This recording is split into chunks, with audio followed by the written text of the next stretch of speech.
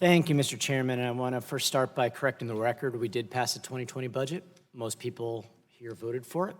Not sure why there were statements made to the contrary. I do want to, for my constituents at home, go back to 2017 to figure out why and how we got here.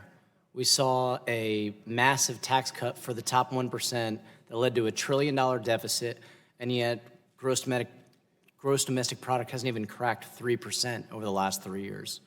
So this is where we find ourselves, with a 26% cut to EPA. I do want to start with a thank you, Administrator Wheeler, for the $40 million WIFIA loan to Lake Tahoe. I know we did a joint press release on that, so we appreciate that.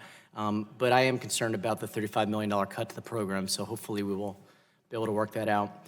In my district in St. Cloud, Florida, we had a water pollution issue that we've started working with your team about 10 days ago, and I've asked that EPA come in to test the water. There's a resin buildup in that area that has led to brown water in that area. So can we count on EPA to come in to test the water in St. Cloud, Florida, in District 4, since discussions have been ongoing for about 10 days now? Yes, and I will follow up with my Region 4 regional administrator in Atlanta that oversees Florida and make sure that gets. Thank you. Really appreciate it. You know, my test is if I wouldn't have my family drink the water, I wouldn't expect our constituents. I'm sure you feel the same way.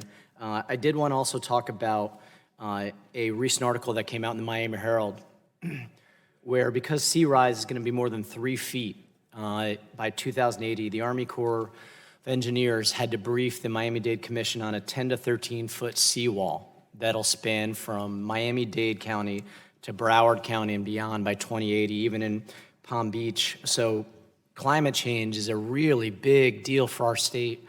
Administrator Wheeler, can we count on you to support the Clean Future Act that we're working on diligently in this committee to get to carbon neutral by 2050? And if not, what is your plan to help us get there to save my state from going underwater?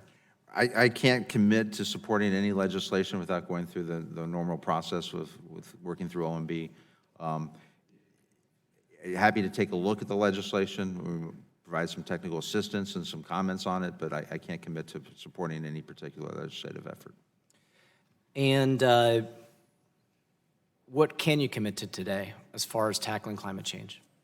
Well, as I mentioned in my opening statement and the exchange with Chairman Taco, we finalized our ACE rule last summer, which would lead to 35% reduction in CO2 from the electric power sector.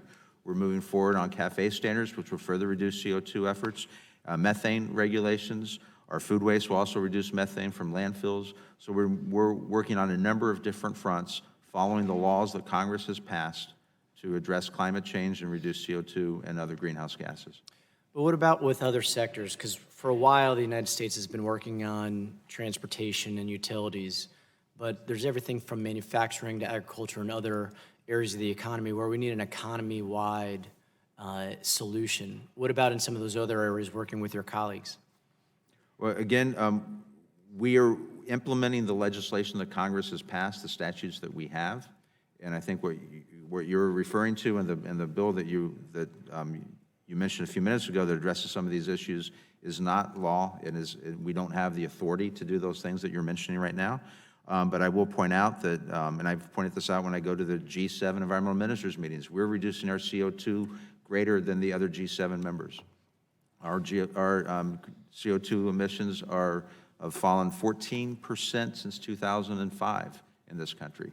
We are on a good track on reducing our greenhouse gases compared to other industrialized countries. And as you mentioned the tax bill, I will also point out, though, that the opportunity zones that's included in that tax bill have led to increased investment in those communities around the country on the brownfields program. 108 of our brownfields grants last year went to opportunity zones, and that's hopefully going to spur further economic development in inner cities and rural communities around the country. And we appreciate that, but do you think the $1 trillion deficit is putting pressure to have these kind of proposed 26% cuts? Well, again, we are focusing on the core mission of the agency, making sure that we continue to clean up the land, the air, and water, and we believe we can do that with the budget that we've requested. Okay. Well, we'll be working in bipartisan fashion to continue to craft the 2021 budget, and we appreciate your comments today. Thank you.